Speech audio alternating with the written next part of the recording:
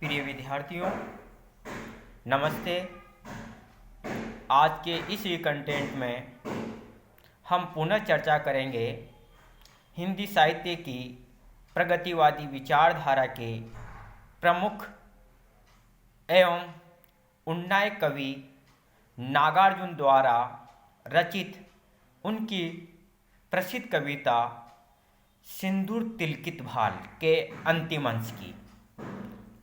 गत अंशों में हमने देखा था कि कवि ने अपनी मातृभूमि के प्रति, अपने परिजनों के प्रति, अपने परिवेश के प्रति जो अपनापन और आत्मीयता प्रकट की थी, उसी की श्रृंखला में कवि आगे लिखता है कि यहाँ भी तो हूँ न मैं असहाय, यहाँ भी तो हूँ न मैं असहाय, यहाँ भी है व्यक्ति और समुदाय, किंतु जीवन भर फिर भी प्रवासी ही कहेंगे हाय। मरूंगा तो चिता पर दो फूल देंगे डाल, समय चलता जाएगा निर्बाध अपनी चाल। सुनोगी तुम तो उठोगी हूँक, मैं रहूँगा सामने पर मूक। सांदे नभ में पश्चिमांत समान, लाली माँ का जब करुण आख्यान। सुना करता हूँ सुमुखी उस काल, याद आता तुम्हारा सिंदूर तिलकित भाल। इस अवतरण में नागार्जुन ने स्वयं को प्रवासी बता करके अपने परिवेश एवं अपने लोगों से दूर जाकर रहने की आत्मपीड़ा को वाणी प्रदान की है। चूँकि कवि ने अपने मिथिला प्रदेश को, अपनी जन्मभूमि को, अपने परिवेश को, अपने आत्मीय जनों को छोड़ करके दूर शहर में जाकर के बसेरा डाल लिया था, परिणाम स्वरूप उसे अपने उसी जन्मभूमि की, अपने उसी परिवेश की, अपने उन्हीं आत्मीय जनों की यादें सताती रहती हैं। परिणाम स्वरूप वह अपनी पीड़ा को मुखर करते हुए कहते हैं कि यहाँ भी तो हूँ न मैं असहाय, यहाँ भी है व्यक्ति और समुदाय।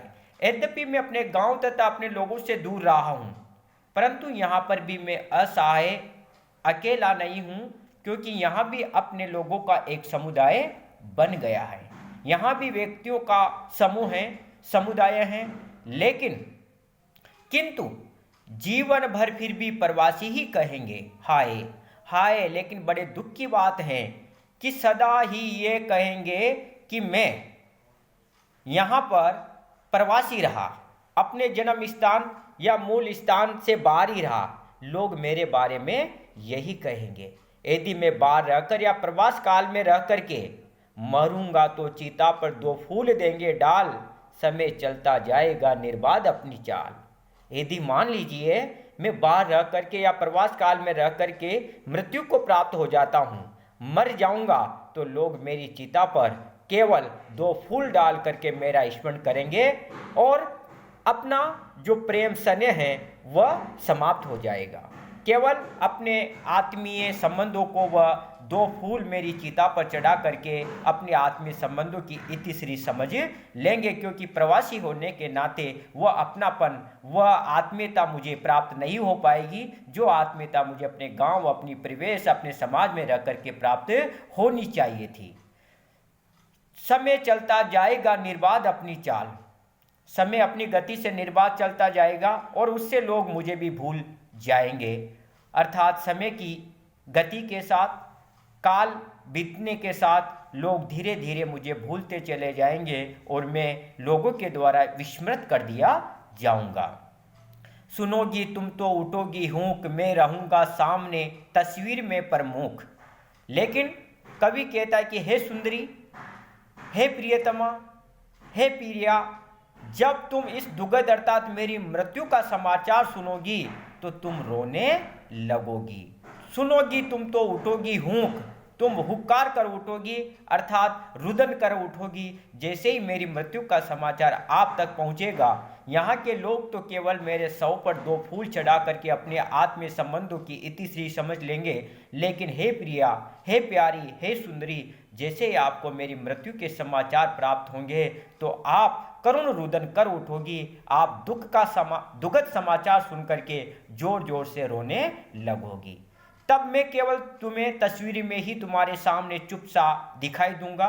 मैं रहूंगा सामने तस्वीर में प्रमुख। मैं उस समय मृत्यु को प्राप्त होने पर केवल एक तस्वीर में आपके सामने रहूंगा, लेकिन मूक बन करके, अर्थात गूंगा बन करके। आपके साथ केवल मेरी तस्वीर ही रहेगी, जो निस्तेज निर्जीव सी चुपचाप आपके सामने पड़ी रहेगी, खड़ी रहेगी। सांदे नभ में पश्चिमांत समान, लाली माँ का जब करुण आख्यान सुना करता हूँ, सुमुखी उस काल, याद आता तुम्हारा सिंदूर तिलकित भाल। यहाँ पर कवि अपनी सुंदरी को संबोधित करता हुआ, उसे याद करता हुआ कहता है कि सांदे नभ में पश्चिमांत समान, कि संध्याकालीन आकाश की पश्चिम दिशा में जैसे लालिमा छा जाती है। अर्थात शाम के समय जब सूर्य अस्ताचल की ओर जाता है तो पश्चिम दिशा में चारों तरफ लालिमा छा जाती है। उसी तरह मेरे जीवन की करुण कथा का अंतिम समय आएगा। लालिमा का जब करुण आख्यान, जब करुण कथा का, मेरे जीवन की करुण कथा का अंतिम समय आएगा, तो तब भी मैं तुम्हारी वीर वेदना को सुनता रहूंगा, और तब भी मुझे तुम्हारा सिंदूर का तिलक लगा मस्तिष्क, अर्थात तुम्हारा सौभाग्य सूचक एवं अलंकृत मस्तक याद आता रहेगा। सुना करता हूँ सुमुखी उस काल, याद आता तुम्हारा सिंदूर तिलकित भाल। भाव ये है कि जीवन में हर क्षण प्रियतमा का स्मरण आता रहता है, तथा दिनांत के समान जीवन के अंतिम काल में भी उसका सौभाग्य मंडित मस्तक याद आता रहता है। उसका विस्मरण कदापि संभव नहीं है।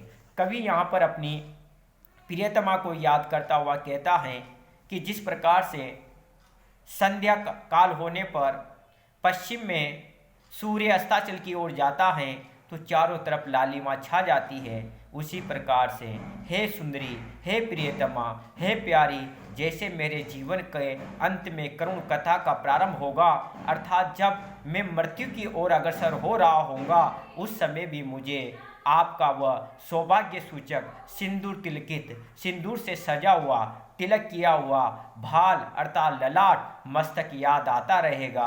इस प्रकार से कवि अपनी प्रियतमा को याद करके अपनी आत्म पीड़ा को और अपने परिवेश से, अपने आत्मीयजनों से दूर रहने की पीड़ा को इस अंतिम हंस में हमारे सामने प्रस्तुत करता है। कवि की प्रेमानुभूति एवं प्रवास में रहने की वेदना की सुंदर भावाभिव्यक्ति इस भाग में देखने को मिलती हैं। शब्दावली तत्सम प्रदान है, लेकिन अर्थ की दृष्टि से सरल हैं, सुबोध हैं, गेय हैं। अनुप्रास, काव्य, लिंग और उपमा अलंकारों का सुंदर सामंजस्य इस हंस में देखने को मिलता है।